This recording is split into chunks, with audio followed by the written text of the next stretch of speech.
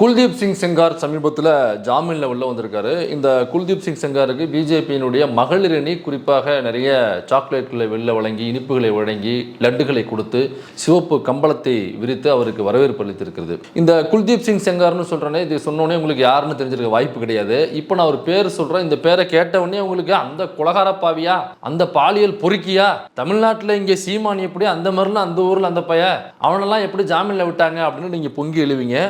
உண்ணாவு இப்போ உங்களுக்கு ஞாபகம் வந்துடும் நினைக்கிறேன். சில பேருக்கு தெரிஞ்சிருக்க வாய்ப்பு இருக்காது. நம்ம ஏற்கனவே இதை பற்றி ஒரு வீடியோ போட்டிருக்கோம் ரொம்ப முன்னாடி. இந்த உண்ணாவு எங்கே இருக்குனாக்கா, உத்தரப்பிரதேசத்தில் இருக்கிற ஒரு ஏரியாவுடைய ஒரு மாவட்டத்தினுடைய பேர் தான் உண்ணாவு. அந்த மாவட்டத்துக்குள்ள இருக்கிற பங்கார்மாவு அப்படிங்கிற தொகுதியினுடைய பிஜேபி எம்எல்ஏ தான் குல்தீப் சிங் செங்கார் அப்படிங்கிறவர். ஸோ இவர் தான் அந்த உண்ணாவு வழக்கு அப்படின்னு சொல்லுவாங்க. அதில் வேலை கேட்டு சென்ற, உதவி கேட்டு சென்ற 17 வயது ஒரு சிறுமி, இந்த சிறுமியை பாலியல் உள்ளுறவு செஞ்சு, அதுக்கப்புறம் கூட்டு பாலியல் உள்ளுறவு செஞ்சு, அதற்காக நீதி கேட்டு சென்ற அவங்களுடைய அப்பாவை கொலை செஞ்சு, அவங்களுடைய தாய்மாமாவை கொலை செஞ்சு, அவங்களுடைய சொந்த அத்தையை கொலை பண்ணி, திரும்ப இதற்கெல்லாம் ஒட்டுமொத்தமாக நீதி கேட்டு சென்ற வழக்கறிஞர் அவரையும் கொலை பண்ணி, இப்படி இந்த வழக்கை யாரெல்லாம் முன்னெடுத்து போகிறாங்களோ, வழக்காட வருகிறார்களோ எல்லாரையும் போட்டு தள்ளின ஒரு அற்புதமான மனிதர் தான் பிஜேபியில் உள்ள உத்தரப்பிரதேசத்தில் உள்ள உண்ணாவு மாவட்டத்தில் உள்ள பங்கார்மாவு தொகுதியினுடைய எம்எல்ஏ குல்தீப் சிங் செங்கார். இப்படியாப்பட்ட ஒரு நபருக்கு தற்பொழுது நீதிமன்றம் ஜாமீனை வாரி வழங்கியிருக்கிறது. சரி, இதை பற்றி அந்த வீடியோவில் பார்க்க போகிறோம். அது மட்டும் இல்லாமல் ஒரு வீடியோ ஒன்று வைரல் ஆயிருக்கு. மின்னம்பலம் யூடியூப் சேனல் வழியான ஒரு வீடியோ. அக்கா வானதி சீனிவாசன் அவர்கள் பேட்டி கொடுக்கும் பொழுது ஒரு நெறியாளர் ஒருத்தவங்க கேள்வி கேட்குறாங்க. அதுக்கு ரொம்ப அற்புதமான பதிலை சொல்லியிருக்காங்க. அந்த வீடியோ பயங்கர வைரல் ஆயிருக்கு. அந்த வீடியோவில் அக்கா வானதி கிட்ட தான் நம்ம கேள்வி கேட்க போறோம் நீங்க நினைப்பீங்க. அக்கா வானதி கிட்ட நம்ம கேள்வி கேட்க போறோங்கிறது வேற விஷயம். அதை தாண்டி இந்த நெறியாளர்கள்ட்டையும் சில கேள்விகளை கேட்க வேண்டியது இருக்கு. எப்ப அந்த நெறியாளர் ஏன்பா நீ கேள்வி கேட்கணும் கேட்கிறியா? உண்மையிலேயே இந்த நெறியாளரிடம் கேட்க வேண்டிய பல கேள்விகள் இருக்கிறது. அந்த நெறியாளர் யாராவது இருக்கட்டும், XYZ பேரோ உருவமோ நமக்கு தேவையில்லை. இதே போன்ற மனநிலையில் உள்ள பல நெறியாளர்களும் நம்ம கேட்க வேண்டிய சில முக்கியமான கேள்விகள் இருக்கு. இந்த வீடியோவையும் இந்த உண்ணாவு வழக்கையும் எப்படி நான் கம்பைன் பண்ண போறேன் அப்படிங்கறது இந்த வீடியோல நீங்களே பாருங்க.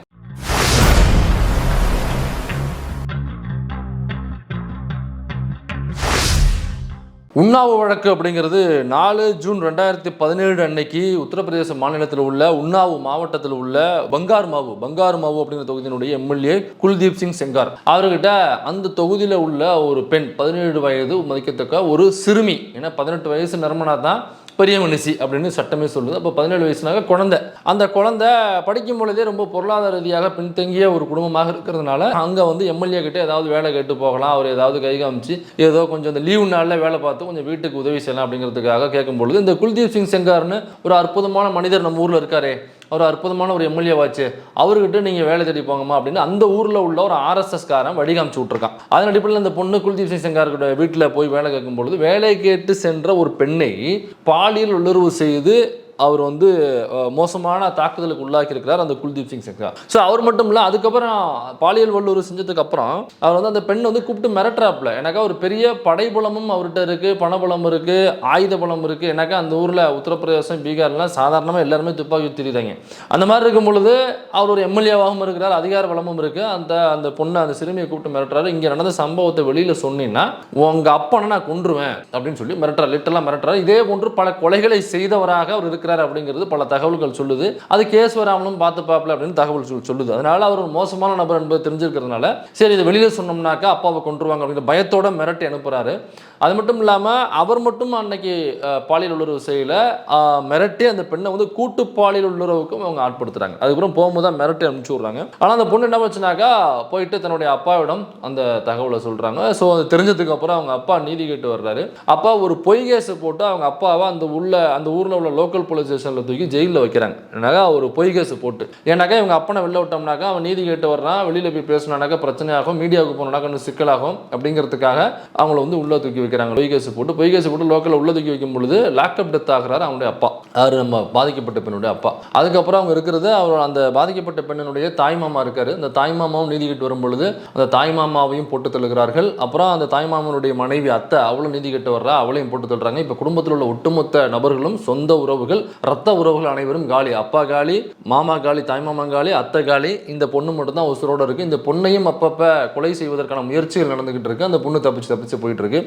இதுக்கப்புறம் இந்த பொண்ணுக்கு நீதி கேட்டு ஒரு வழக்கறிஞர் ஒருத்தர் வர்றாரு. அந்த வழக்கறிஞரை ஒரு ஆக்சிடென்ட் போன்று ஒன்று உருவாக்கி அதில் அந்த வழக்கறிஞரையும் போட்டு தள்ளுறாப்புல நம்ம எம்எல்ஏ. இப்படி இந்த பெண்ணுக்காக நீதி கேட்டு யாரெல்லாம் வர முயற்சி செய்கிறார்களோ, யாரெல்லாம் வர்றாங்களோ அவங்களெல்லாம் போட்டு தள்ளி குல்தீப் சிங் செங்கார் அதை கச்சிதமாக செய்தி முடிக்கிறார். அதுக்கப்புறம் இந்த பொண்ணு என்ன பண்ணுதுனாக்கா வேற ஒரு முடிவெடுத்து இந்த கேஸை ஃபைல் பண்ணி கொண்டு போகணும்னு முடிவெடுத்து கேஸை ஃபைல் பண்ணி கொண்டு போகும்போது தான் தலைவன் ஏகப்பட்ட ஆதாரங்களோட சிக்குகிறார். இந்த செயலை செய்தது முழுக்க இந்த குல்தீப் சிங் செங்கார் தான். அதாவது அந்த பெண்ணை பாலியல் வல்லுறவு செய்தது, கூட்டு பாலியல் வல்லுறவுக்கு ஆட்படுத்துறது எல்லாமே இந்த குல்தீப் சிங் செங்கார் தான் அப்படிங்கிறது கோர்ட்டில் நிரூபிக்கப்படுது. அதன் அடிப்படையில் தலைநதிக்கு உள்ள போடுறாங்க. அது மட்டும் இல்லாமல் சாட்சியாக இருந்தவர்களை அல்லது இந்த பெண்ணுக்கு ஆதரவாக இருந்தவர்களை ஒரு மிரட்டுறாரு அல்லது லாக்அப் டெத் அதிகாரத்தை பயன்படுத்தி அதிகார துஷ்பிரயோகம் செய்து காவல்துறையினால் ஒரு படுகொலை செஞ்சிடறாரு. அப்படி இல்லைனாக்கா ஆக்சிடென்ட் மாதிரி ஒன்று செட்டப் பண்ணி லாரியை விட்டு மோதி அவங்களை கொலை செய்கிறாரு. அப்படி இல்லைனாக்கா அவங்களை காணாப்பணமாக ஆக்கி விடுகிறார். அப்படிங்கிறதுனால அவருக்கு பெயில் கொடுக்காம இந்த வழக்கு போயிட்டு ரொம்ப நாளாக அவர் உள்ளதாக இருந்திருக்காரு.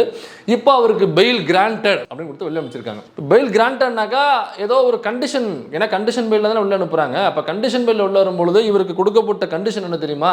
அதாவது நீங்க அந்த வழக்கில் சம்பந்தப்பட்ட நபர்களை நேரில் சென்று பார்க்க கூடாது என்கிற ஒரே ஒரு கண்டிஷன் தான். அதாவது நீங்க அவங்களை கொலை பண்ணிக்கலாம், நீங்க ஆக்சிடென்ட் மாதிரி நீங்க வெளில போயிட்டீங்க, இப்போ ஆக்சிடென்ட் மாதிரி நீங்க செட் பண்ணி அதை இது பண்ணிக்கலாம், அல்லது உங்களுடைய அதிகார பலத்தை வச்சோ பண பலத்தை வச்சோ நீங்க வேற ஏதாவது மறைமுகமா செஞ்சுக்கலாமே தவிர நீங்க நேரடியாக சென்ற அந்த சாட்சிகளை பார்க்க கூடாது, அவர்களிடம் பேசக்கூடாது, நீங்கள் நேரடியாக சென்று அவர்களை மிரட்டக்கூடாது, நீங்கள் நேரடியாக சென்று அவர்களை கொலை செய்யக்கூடாது அப்படிங்கிற ஒரு முக்கியமான கண்டிஷனை போட்டு இவரை கண்டிஷன் பெல்ல உள்ள அனுப்பிச்சிருக்காங்க. இந்த வழக்குக்கு சம்பந்தப்பட்ட அத்தனை பேரையும் அத்தனை பாதிக்கப்பட்டவருடைய உறவுகளையும் ரத்தங்களையும் சொந்தங்களையும் பந்தங்களையும் வழக்கறிஞர்களையும் நீதி கேட்டு வந்த ஜனநாயக சக்திகளையும் போட்டு தள்ளின இவரு வெளில போனாக்கா இவர் அதிகாரத்தை பயன்படுத்த மாட்டாராம், பணபலத்தை பயன்படுத்த மாட்டாராம், படைபலத்தை பயன்படுத்தப்பட்டாராம், ஆயுத பலத்தை பயன்படுத்த மாட்டாரா, இவர் ரொம்ப நல்லவர் அப்படிங்கிற அடிப்படையில் இவர் வெளில அனுப்பிச்சிருக்காங்க. இதுதான் இந்த வழக்கு. இப்போ இவர் வெளில வந்திருக்காரு. வெளில வரும்பொழுது அந்த பாஜகவினுடைய மகளிர் அணி இருக்கு பார்த்தீங்களா, அவங்க பயங்கரமாக வெளியில் சாக்லேட்டு அப்புறம் ஸ்வீட்ஸு லட்டு எல்லாம் கொடுத்து பயங்கரமாக கொண்டாடி இருக்கிறாங்க. ரெட் கார்பெட்லாம் போட்டு அவர் வரவேற்று அவருக்கு மாலை மரியாதைகள் செய்வது என்ன, அங்கே கொண்டாட்டங்கள் என்ன. ஆமாம், அவர் போயிட்டு ஆஸ்காரில் இவர் பண்ண படம் வென்றிருக்கு. அதுக்காக இந்தியாவில் உள்ளவங்கலாம் பாருங்கள் நம்ம மாநிலத்தில் ஒருத்தர் போயிட்டு ஆஸ்காரில் வின் பண்ணிட்டு வந்திருக்காரு அப்படிங்கிறதுக்காக பாராட்டு விழா. அப்படி இல்லைனா அவர் போயிட்டு ஏதோ ஒரு வில்வித்தையோ அல்லது வேற ஒரு மல்யுத்தத்திலேயோ போயிட்டு உலக நாடுகள்லாம் வெற்றி கொண்டு இந்தியாவினுடைய தலையை நிமிரச் செய்து அந்த பதக்கத்தோடு வந்து இறங்கியிருக்காப்புல. பரதேசினாகி ஒரு பாலியல் குற்றச்சாட்டுல உள்ள போயிட்டு வந்திருக்குது. அதுவும் சம்பந்தப்பட்ட சாட்சிகளை கொலை செஞ்சுட்டு ஒரு கொலகார நாயகம் உள்ள போயிட்டு வெளில வந்திருக்குது. ஒரு கண்டிஷன் பெயில்ல வெளில அனுப்புது நீதிமன்றம். இதுக்கு மாலைகள் மரியாதைகள் லட்டு ஸ்வீட்டு மண்ணாங்கட்டி. இதுவே எங்க ஊர்ல இருந்துச்சுனாக்கா அப்படியே கள்ளிப்பாலை 2 சொட்டு ஊற்றி டீயில போட்டு ஊற்றி காலி பண்ணிருப்பாங்க. இதெல்லாம் மூதேவி இருந்து என்ன பண்ண போகுதுன்னு பாவம் சீமான் ஒரு பக்கம் கள்ளிப்பால் உள்ள போட்டுருக்கு. அவங்க வீட்டில் அவங்க அம்மாவை தான் கேட்கணும். அப்படி இல்லைனாக்கா அந்த கள்ளி செடியை அவர்கள் வீட்டுக்கு கொடுத்து உதவுமாறு தாழ்வு கட்டு கொடுக்கணும். எனக்கு ஒன்றும் இல்லை, அது வந்து ஒரு விஷம் முறிக்கான ஒரு மருந்துன்னு சொல்லுவாங்க. எல்லார் வீட்லையுமே எங்கள் வீட்டிலாம் வாசலை கட்டி தொங்க விட்டுருப்பாங்க அந்த கள்ளி. இதை ஏதாவது பூச்சி வச்சு கடிச்சிருச்சு அல்லது முள்ளு குத்திருச்சு அது பழுத்து போச்சுனாக்கா அதை வெட்டி அதில் 2 சொட்டு அந்த பாலை வந்து காலில் விடுவாங்க. அந்த முள்ளு குத்து நடத்துலையோ அதிலே காலில் விடும். அதுக்காக சொன்னதை தவிர நீங்கள் உள்நோக்கத்தோடு நீங்கள் வந்து கற்பிச்சுக்க வேண்டாம் என்பதை தெரிவித்துக் கொள்கிறேன். இப்போ இந்த குல்தீப் சிங் செங்காருங்களா, இதே மாதிரி பில்கிஸ் பானு ஒரு வழக்கு இருந்துச்சு. அது குஜராத்தில் நடந்த சம்பவம். இதை பற்றி நம்ம நிறைய பேசியிருக்கோம். குஜராத்தில் நடந்த மிகப்பெரிய ஒரு வன்முறை, ஒரு கலவரம், ஒரு இன அழிப்பு, ஒட்டுமொத்த இஸ்லாமியர்களுக்கு எதிரான மிகப்பெரிய இன அழிப்பு. பல ஆயிரக்கணக்கான இஸ்லாமியர்கள் கொல்லப்பட்டார்கள். அதுங்க வந்து அப்போது சிஎமாக இருந்தது யாருனாக்கா நமது தற்போதைய பிரைவேட் மினிஸ்டர் ஐயா மோடி அவர்கள் தான் அன்றைக்கு இங்கே சிஎமாக இருந்தார். இப்போ சிஎமாக இருக்கும் பொழுது இந்த கோத்ரா ரயில் எரிப்பு சம்பவம் நடைபெறுது. அதற்கு அப்புறம் ஐயா மோடி அவர்கள் என்ன பண்ணுறாரு, இப்போ சிஎமாக இருக்காரு. அப்போ எல்லா அரசு அதிகாரிகளையும் எல்லா காவல்துறை அதிகாரிகளையும் கூப்பிட்டு ஒரு கான்ஃபரன்ஸ், ஒரு மீட்டிங் போடுறாரு, ஒரு ரகசிய மீட்டிங். அந்த மீட்டிங்ல ஐயா மோடி அவர்கள் என்ன சொல்றாருன்னா, இந்த பாருங்க காவல்துறை அதிகாரிகள் நல்லா கேட்டுங்க, இப்ப நடந்த இந்த சம்பவத்துக்கு ஹிந்துக்கள் எதிர்வினை ஆற்றுவார்கள். அந்த எதிர்வினை ஆற்றும் பொழுது போலீஸ்காரங்க யாரும் உள்ள போய் தடுக்க கூடாது, அதை வந்து நீங்க வழிவிட்டணும். முடிஞ்சா அந்த இந்துக்கள் எதிர்வினை ஆற்றும் போது அவங்களுக்கு பாதுகாப்பு வேணா கொடுங்க. கைது பண்றதோ தடுக்கிறதோ அவங்களை போய் அடிக்கிறதோ அந்த செயல்கள் நீங்க எதுவும் செய்யக்கூடாது என்கிற உத்தரவை அன்அபிஷியலாக அந்த காவல்துறை அதிகாரிகளுக்கு அந்த கலவரம் நடப்பதற்கு முதல் நாள் எல்லாரையும் கூட்டு அபிஷியலாக சொல்லியிருக்கிறார் நமது பிரைவேட் மினிஸ்டர் மோடி அவர்கள் என்பது நான் சொல்லவில்லை. சட்டப்படி நடந்த வன்முறைகள் என்கிற புத்தகத்தில் ஆர்பி ஸ்ரீகுமார் என்கிற ஒரு காவல்துறை அதிகாரி, அந்த சமயத்தில் குஜராத்தில் வேலை செய்த ஒரு காவல்துறை அதிகாரி, மோடி அவர்கள் அந்த மீட்டிங் போடும் பொழுது அதில் இருந்து முக்கியமான அதிகாரிகள் அவரும் ஒருத்தர். அவர் சட்டப்படி நடந்த வன்முறைகள் புத்தகத்தில் அது பதிவு செஞ்சிருக்க, வேணா வாங்கி படிச்சு பாருங்க. அதில் தான் பில்கிஸ் பானு என்கிற ஒரு பெண், ஒரு கர்ப்பிணி, அந்த பெண் வந்து ஒரு கூட்டு பாலியல் வல்லுறவு செஞ்சு நல்ல வேளை அந்த பெண் வந்து கடைசியில் பழச்சிக்கிட்டாங்க. செத்து போயிட்டா நினைச்சு விட்டு போயிட்டாங்க. அதுக்கப்புறம் அவங்க மூர்ச்சை ஆயிட்டாங்க அப்படிங்கிறது அவங்களுக்கே லேட்டாக தான் கண்முழிக்கும் போது தெரிஞ்சிச்சு. அப்புறம் அங்கே உள்ள மக்கள் தான் அவங்களை காப்பாற்றிருக்காங்க. அவங்க வீட்டில் உள்ள ஆண்கள், அவங்க வீட்டில் உள்ள பெண்கள், இன்னும் இன்னும் வேறு சில கர்ப்பிணிகள், கை குழந்தைகள் எல்லாரையும் அந்த கும்பல் வந்து அடிச்சு கொன்றுச்சு. அது ஒரு வழக்காக மாறுது. அந்த வழக்கு நீதிமன்றத்துக்கு போகும்பொழுது என்ன ஆகுதுனாக்கா, குஜராத்தில் உள்ள நீதிமன்றமே அதை எடுத்து போகும்பொழுது குஜராத்தில் உள்ள நீதிமன்றத்தின் மீது நம்பிக்கை இல்லை. ஏன்னாக்கா இந்த அரசாங்கம் கட்டவிழ்த்து விட்ட வன்முறையாக இந்த அரசாங்கத்தினுடைய ஆதரவோடு நடக்கும் பொழுது இந்த நீதிமன்றம் மட்டும் எப்படி தனித்து செயல்பட நம்புறது, அதனால இங்க நீதி கிடைக்கும் என்று நான் நம்பவில்லை. இந்த கேஸை நீங்க மகாராஷ்டிராவுக்கு மாத்துங்க அப்படின்னு சொல்லிட்டு, அல்லது வேற எங்கேயோ ஒரு கோர்ட்டுக்கு மாத்துங்க, ஹைகோர்ட்டுக்கு மாத்துங்கன்னு சொல்லி பில்கிஸ் பானு அதுக்கே பல போராட்டங்கள் பண்ணி, ஜனநாயக சக்தியில் ஏகப்பட்ட ஆர்ப்பாட்டங்கள் பண்ணி தான் அந்த கேஸை குஜராத்திலிருந்து மகாராஷ்டிராவுக்கு மாத்துறாங்க. மகாராஷ்டிராவுக்கு மாற்றும் பொழுது தான் அவருக்கான நீதி பல வருடமாக போராடி அந்த நீதி கிடைக்கிறது. அந்த நீதி கிடைக்கும் பொழுது 11 பேர், அந்த 11 பேருமே பார்ப்பனர்கள். அந்த 11 பார்ப்பனர்கள் என்ன பண்றாங்கன்னாக்கா, இந்த பில்கிஸ் பானு குடும்பத்தையே ஒட்டுமொத்தமாக கருவறுக்கிறார்கள். அப்ப வயிற்றுல இருந்த குழந்தைய முத கொண்டு இவங்க வெளியில் எடுத்து கொண்டிருக்காங்க. ஒரு 3 மாத குழந்தையோ 3 வார குழந்தையோ ஒன்று இருந்திருக்கு. அதையும் பிடுங்கி பக்கத்தில் உள்ள ஒரு பாறை, அந்த பாறையில் அடிச்சு கொள்றாங்க. அந்த பில்கிஸ் பானோட சொந்தக்காரங்க எல்லாம் ஒன்னா தான் ஓடி வர்றாங்க. அப்போ வீட்டில் உள்ள ஆண்கள் அவங்க எல்லாரையுமே அவங்க கையில் வச்சிருந்த வாளால வெட்டி கொள்றாங்க, வயிற்றுல குத்தி கொள்றாங்க, அடிச்சு கொள்றாங்க. இப்படி எல்லாமே நடந்துகிட்டு இருக்கு. இவங்க கண்ணு முன்னாடி நடந்துகிட்டு இருக்கு. அதுக்கப்புறமா இவங்களை கூட்டு பாலுறவு செஞ்சு செத்துட்டா நினைச்சு நகரும் போல தான் நேரம் கழிச்சு மூர்ச்சிலேருந்து வெளிப்பட்டு அவங்க பக்கத்தில் உள்ள ஏரியாவுக்கு போய் அவங்க ட்ரெஸ் அவங்களுக்கு போட்டு விட்டு அவங்கள காப்பாற்றி திரும்ப அங்கே உள்ள கேம்பு கொண்டு போய் திரும்ப அவருடைய புருஷன் அங்கே இருந்தார், புருஷன் ஒப்படைச்சிட்டு வந்தாங்க. இந்த தகவல் உங்களுக்கு தெரிஞ்சிருக்கணும், தெரியலனாங்க தெரிஞ்சுங்க. ஸோ அதுக்கப்புறம் தான் அந்த கேஸாக மாதிரி இங்கேருந்து போய் மகாராஷ்டிராவுக்கு போகுது. அப்போ அந்த 11 பேர் தான் குற்றவாளி என்பது ரொம்ப போராடி அந்த நீதிமன்றத்தில் நிரூபிச்சு அந்த 11 பேருக்கும் தகுந்த தண்டனையை வாங்கி கொடுக்குறாள் அந்த பில்கிஸ் பானு.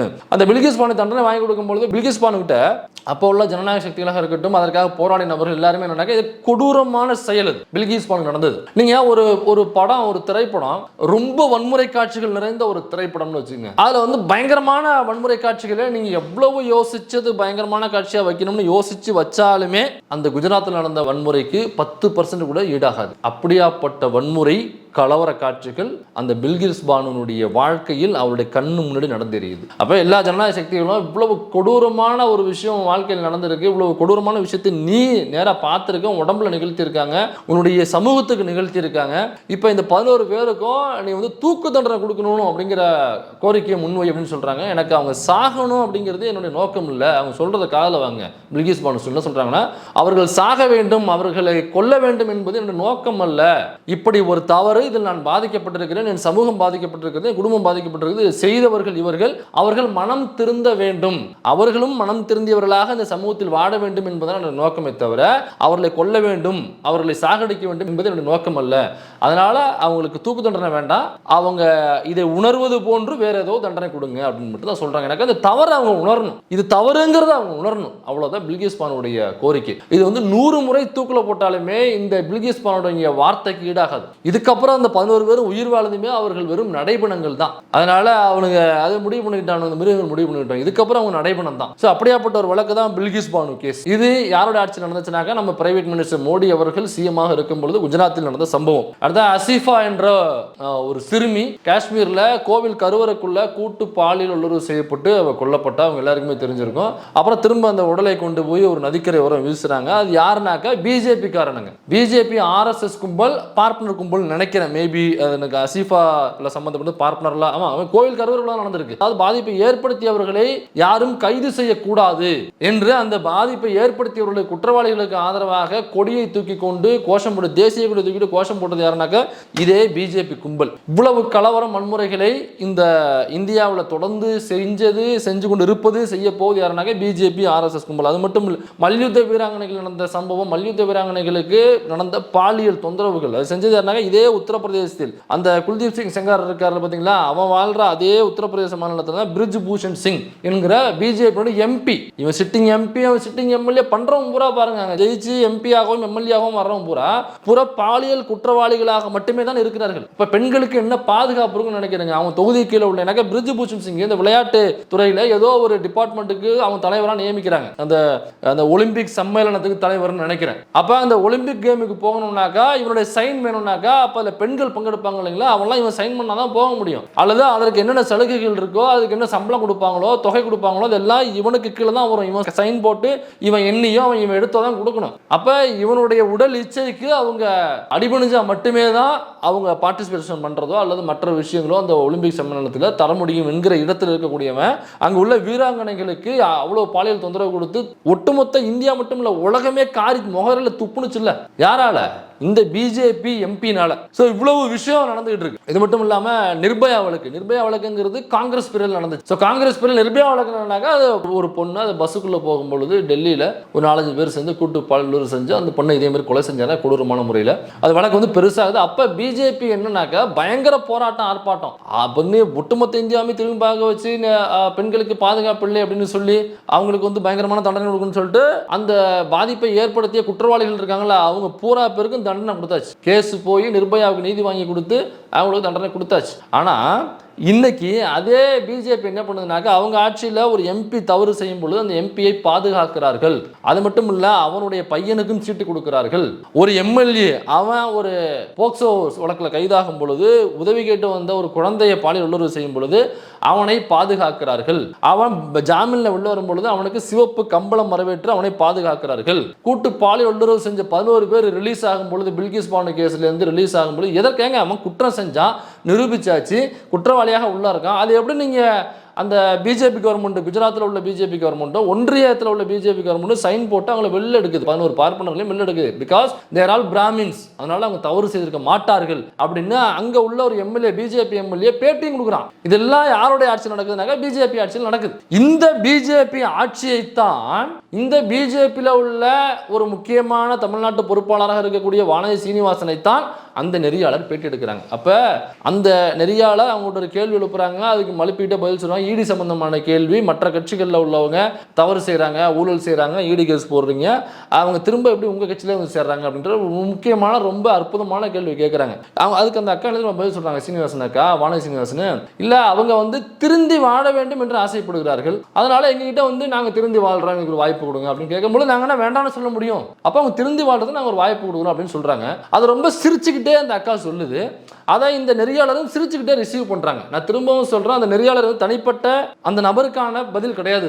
இது போன்று நிறைய பேர் இங்க செஞ்சுக்கிட்டு இருக்காங்க. அவங்களுக்கு இந்த பிஜேபியினுடைய கோர முகம் என்ன பாஜகவினுடைய பாசிசத்தினுடைய கோர முகம் என்ன அவங்களுடைய பீக் என்ன அப்படிங்கிறது அவங்களுக்கு தெரியல. அந்த பிஜேபி அந்த பாசிசத்தினுடைய பீக் தான் இன்னைக்கு பிஜேபியாக இருக்கு. அப்படியாப்பட்ட இந்த பிஜேபியில் ஒரு முக்கிய நபரை நீங்க பேட்டி எடுக்கும் பொழுது நான் சொன்ன இந்த அசீஃபா பில்கிஸ் பானு மல்யுத்த வீராங்கனை மேட்ரு குல்தீப் சிங் செங்காரு இதெல்லாம் கேள்வி கேட்டு நீங்க மடக்கி உட்கார வைக்க வேண்டிய ஒரு ஆள்கிட்ட உட்காந்துட்டு நீங்க சிரிச்சுக்கிட்டு ஒரு ஃபன்னா ஒரு ஜாலியான ஒரு இன்டர்வியூ மாற்ற முயற்சி பண்ணி அந்த பாசிசத்தை டைலூட் பண்ற வெர்ஷன் இருக்குல்ல அதை பார்க்கும் பொழுது உண்மையிலேயே வெறுப்பாகுது. எனக்கு ரொம்ப கடுப்பாகுது. ஏன்னா இந்த பாசிசத்தினுடைய கோரமுகத்தை மக்கள் தெரிஞ்சுக்கணுங்கிறதுக்காக ஒவ்வொரு வீடியோவிலையும் குஜராத் ஃபைல்ஸை படிங்க சட்டப்படி நடந்த வன்முறைகளை படிங்க இது சம்பந்தமாக இந்த புத்தகத்தில் ஆதாரம் இருக்கு ஃபைனல் சொல்யூஷன் ஒரு டாக்குமெண்ட்ரி இருக்கு அது யூடியூப்லயே இருக்கு அதை போய் பாருங்க அது விஷுவலாவே இருக்கு. அந்த பில்கிஸ் பானு நடந்த கொடூரம் வந்து அந்த வன்முறை அந்த கலவரம் எப்படி ஊருக்குள்ள அந்த ஜாம்பிஸ் கூட்டம் எப்படி வருதுன்னு பாருங்க. அந்த பிஜேபி ஆர்எஸ் எல்லாம் விஷுவலா அப்படியே ஷூட் நடக்கும்போது ஷூட் பண்ணது இருக்கு. ஃபைனல் சொல்யூஷன்ங்கிற பேர்ல யூடியூப்ல டாக்குமெண்ட்ரி அதை போய் பாருங்க. நம்ம ஒவ்வொரு இடத்துலையும் பேசும்பொழுது இவங்களுடைய கோர முகத்தை சொல்லி தபோல்கர் எப்படி சொல்லிட்டு கொல்லப்பட்டாரு கர்நாடகாவில் வந்து கௌரி லங்கேஷ் எப்படி சொல்லி சுட்டுக் கொல்லப்பட்டாங்க இன்னும் மகாராஷ்டிராவில் இன்னும் பலர் எப்படி சுட்டுக் கொல்லப்பட்டாங்க. இன்னைக்கு பத்திரிகையாளர்கள் எப்படி அந்த பிஜேபி ஆர்எஸ் துப்பாக்கிக்கு அந்த குண்டுகளுக்கு அடிபடாமல் எப்படி ஓடிக்கிட்டு இருக்காங்க இப்படி பல விஷயங்களை சொல்லிட்டு மக்கள்கிட்ட கொண்டு போய் சேர்த்துக்கிட்டு ஒட்டுமொத்த தமிழ்நாட்டுக்குமே பிஜேபியினுடைய கோர முகம் என்ன ஆர்எஸ்எஸ் பார்ப்பனியத்தினுடைய பயங்கரவாதம் என்ன அவங்களுடைய பயங்கர முகம் என்னன்னு ஒவ்வொரு வார்த்தையும் சூஸ் பண்ணி காந்தியை கொன்றது யார் கோட்ஸே அப்படிங்கிறது எல்லாருக்கும் தெரியாதா? அப்ப நம்ம எல்லாருக்கும் என்ன பாடம் போட்டுறோம்னாக்கா கோட்ஸே கிடையாது கோட்ஸேன்னு சொல்லாதீங்க. பிஜேபி ஆர்எஸ்எஸ் சார்ந்த பார்ப்பனரான கோட்ஸே ஒரு ஊதாரி பாப்பான் கோட்ஸே அவன் தான் காந்தியை சுட்டுக் கொண்டாங்க. ஒவ்வொரு முறையும் கேள்வி எழுப்பும் பொழுது அந்த பதிலை சொல்லுங்க அப்படிங்கிறத சொல்லிக்கிட்டு இருக்கோம். இங்க ஊழல் அப்படின்னாலே ஏதோ பார்ப்பனர் அல்லாதவர்கள் தான் ஊழல் செய்வாங்க. அந்த இந்தியன் படத்தில் வரும் பார்த்தீங்களா இந்த லஞ்சம் வாங்குறோம் 5-10 லஞ்சம் வாங்குறோம் பூரா பார்ப்பனர் அல்லாதவர்களாக மமத்தாங்க. இந்த படத்தில் முதல்ல ரிலீஸ் பண்ணி விடக்கூடாது கேட்டாங்க. பார்ப்பனர் அல்லாத 97% மக்களும் ஒன்று சேர்ந்து இந்த படம் வெளியாகும் பொழுது படத்தை வெளியிடாதுன்னு சொல்லி ஏகப்பட்ட ஆர்ப்பாட்டம் போராட்டம் பண்ணி இந்த படத்தை வெளியிட விடாமல் நம்ம தடை செய்யணும். இந்த படத்தை முதல்ல அது என்ன லஞ்சம் வாங்குற இடத்துல பூரா பாப்பா இல்லாத நபராக உட்காந்து பாப்பா லஞ்சமே வாங்க மாட்டானா? சுதந்திர இந்தியாவின் முதல் ஊழல்வாதி என்று குற்றம் சாட்டப்பட்டவர் டிடி கிருஷ்ணமாச்சாரி. இதே மாதிரி சுதந்திர இந்தியாவின் முதல் பயங்கரவாதி முதல் தீவிரவாதி யாருனாக்கா கோட்சே எனும் பார்ப்பனர். அப்ப இதெல்லாம் நம்ம சொல்லி சொல்லி பேசிட்டு இருக்கோம். இந்த நேரத்தில் வந்து இந்த பயங்கரவாத முகத்தை தமிழ்நாட்டு மக்களுக்கு வெளிச்சம் போட்டு காமிச்சு நம்ம பிஜேபி ஆர்எஸ்எஸ் பார்ப்பனைங்கிறது எவ்வளோ ரொம்ப கொடூரமானது பாருங்கன்னு சொல்லி பேசிட்டு இருக்கும்போது நீங்க சிரிச்சுக்கிட்டே உட்காந்து இந்த பேட்டி எடுத்துட்டு அதை டைலூட் வெர்ஷனாக மாற்ற முயற்சி. நான் இன்டென்ஷன் கிடையாது அவங்களுக்கு பேட்டி எடுக்கிறவங்களா, அது நல்லாவே தெரியும் எனக்கு. அவங்க இன்டென்ஷன் கிடையாது. அதனால நீங்க மாத்திக்கணும்.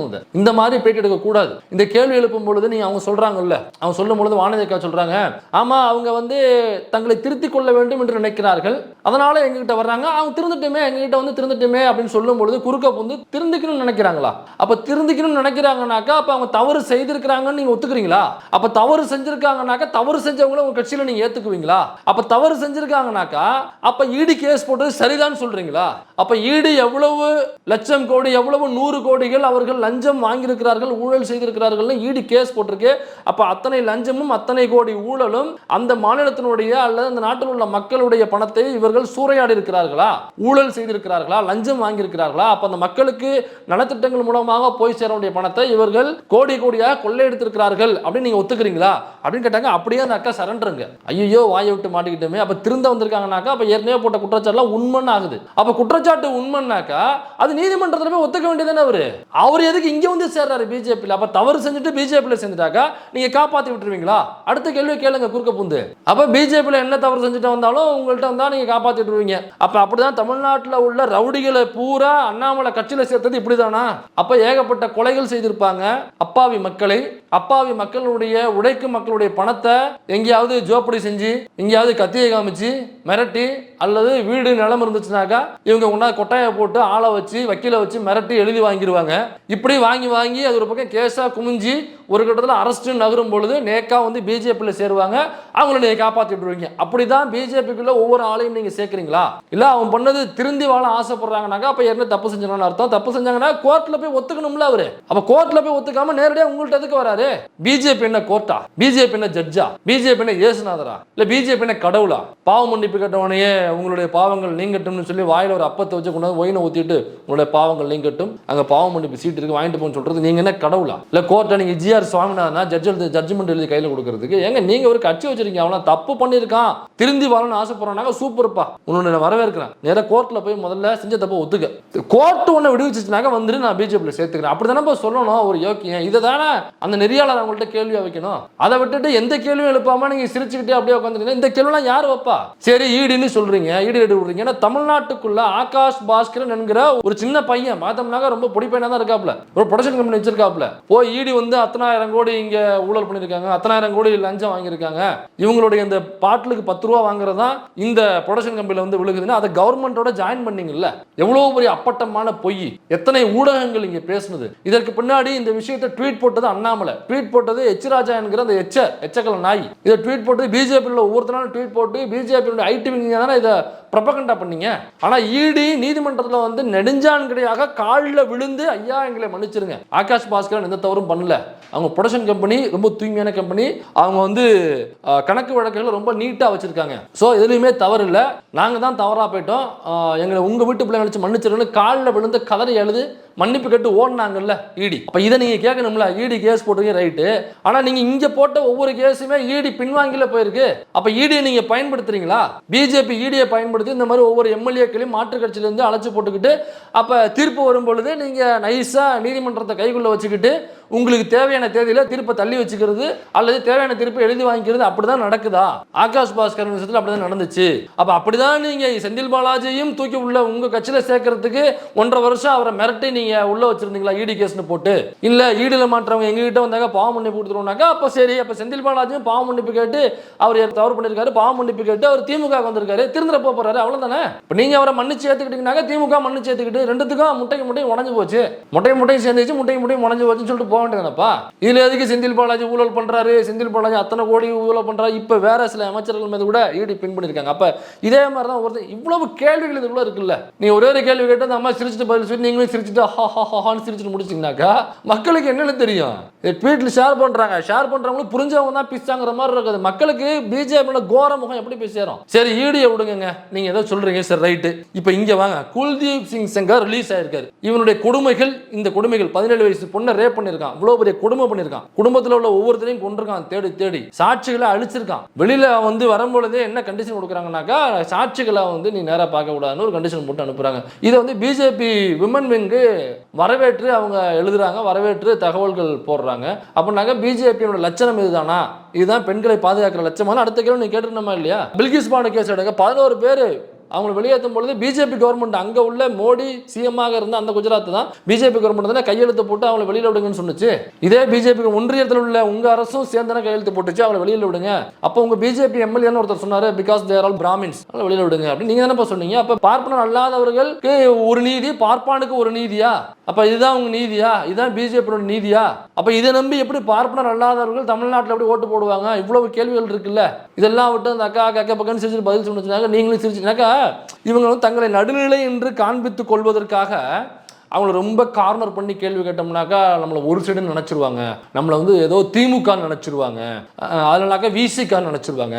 அதனால் அப்படியே ஒரு ஸ்லைட்லி அது ஒன்றும் மக்களுக்கு பயனே கிடையாதுங்கிறது. அதில் துளி அளவு கூட 0.0001% கூட மக்களுக்கு சமூகத்துக்கு எந்த ஒரு பயனும் கிடையாது. இதில் நீங்கள் மக்களுக்கு ஒரு பிரச்சனை, இந்த மண்ணுக்கு ஒரு பிரச்சனை வரும்பொழுது நீங்கள் பத்திரிகையாளர்னு சொல்லிக்கிறீங்கன்னாக்கா நீங்கள் ஒரு ஸ்டாண்ட் எடுத்து தான் ஆகணும். மக்கள் பக்கம் நீங்கள் நின்று தான் ஆகணும். மக்களுக்கு எது தேவைன்னு நீங்கள் முடிவு பண்ணணும். முதல்ல எந்த கட்சி இப்போ மக்களுக்கு தேவை அல்லது எந்த சித்தாந்தம் தேவை அந்த பக்கம் நின்றணும். நான் நடுநிலை, நான் இந்த பக்கம். இப்ப இதே மாதிரியான கேள்விகளை தான் நீங்க அந்த பக்கமும் கேள்வி கேட்பீங்களா? இல்ல திமுக கூட்டணி கட்சிக்குள்ள உள்ள எம்எல்ஏக்களையோ அந்த பொறுப்பாளர்களையோ கேள்வி கேட்கும் போது நீ குறுக்க பூந்து கேள்வி கேட்கறீங்க, இடுக்கு பூந்து கேள்வி கேட்கறீங்க, கீழே இருந்து மேல வந்து கேள்வி கேட்கறீங்க, அப்படிலாம் கேள்வி கேட்கறீங்க, கிடுக்குப்படி கேள்வி கேட்கறீங்களா? பிஜேபியில இருந்து வந்தா மட்டும் ஏன் அப்படி பம்முறீங்க? பாண்டே மாதிரி பாண்டே அப்படிதான் பம்முவாப்ல. பிஜேபி கேள்வி கேட்கும்போது பம்முவாப்ல, சங்கராச்சாரிய கேள்வி கேட்கும்போது பம்முவாப்ல. ஆனா நம்மளால கேள்வி கேட்கும்போது அப்படியே குறுக்கால வருவாப்ல, இடுக்கால வருவாப்ல, பேச மாட்டாப்ல, நாக்கில் அப்படியே கொக்கிய போட்டு இழுப்பாப்ல, கிடுக்குப்படி கேள்வி போடுவாப்ல, திடீர்னு பார்த்தோம்னாக்க அடியில இருந்து மேல வருவாப்ல, கேள்வி கேட்குதான். இப்ப பாண்டே மாதிரி தான் நீங்களும் கேள்வி கேட்பீங்களா? இப்ப இப்படி கேள்வி கேட்கும் பொழுது இந்த பாசிசம் டைலூஷன் ஆயிடாதா? அதனால இது ஏதோ அவங்களுக்கு மட்டும் இல்ல, இந்த மாதிரி துணியில நான் ஒரு நடுநிலையாளர், நான் வந்து எந்த பக்கமும் இல்லை, நான் இவங்களையும் கேள்வி கேட்பேன் அவங்களையும் கேள்வி கேட்பேன் அப்படின்னா கேளுங்க, 2 பேரும் ஒன்னா கேளுங்க. அங்க மட்டும் குறுக்கால முறுக்கால கேள்வி கேட்க, இங்க மட்டும் சிரிச்சுக்கிட்டே கேள்வி கேட்டா டைலூஷன் ஆயிடாதா? இன்டென்ஷன் இல்லைங்கிறது புரியுது. ஆனால் தயவு செய்து அடுத்த முறை இது போன்று இல்லாமல் இது போன்று நிறைய விஷயங்களை கோத்து கேள்வி கேளுங்க. கேட்க வேண்டிய கேள்விகள் நிறைய இருக்கு, 1008 கேள்விகள் இருக்கு. ஒரே கேள்வி சிக்காம குறுக்கால மறுக்கால போது கேள்வி கேட்டு அவளை முட்டி போட வைக்குமாறு தாழ்மையும் எல்லா பத்திரிகையாளர் சொல்லிக் கொள்கிற அந்த இன்டர்வியூ எடுக்கிற பர்சன்ஸ் எல்லார்கிட்டையும் கேட்டுக்கிறேன். அப்படி எனக்கு வராதுனாக்கா தயவு செஞ்சு வராதிங்க. வேற ஏதாவது நமக்கு 1000 வேலைகள் இருக்கு, முக்கியமான இடம், அந்த இடத்துல உட்காந்துருக்குனாக்கா அதை சரியா பயன்படுத்துங்க. தாழ்மையும் கேட்டுக்கொண்டு இந்த வீடியோவை நான் முடித்துக் கொள்கிறேன்.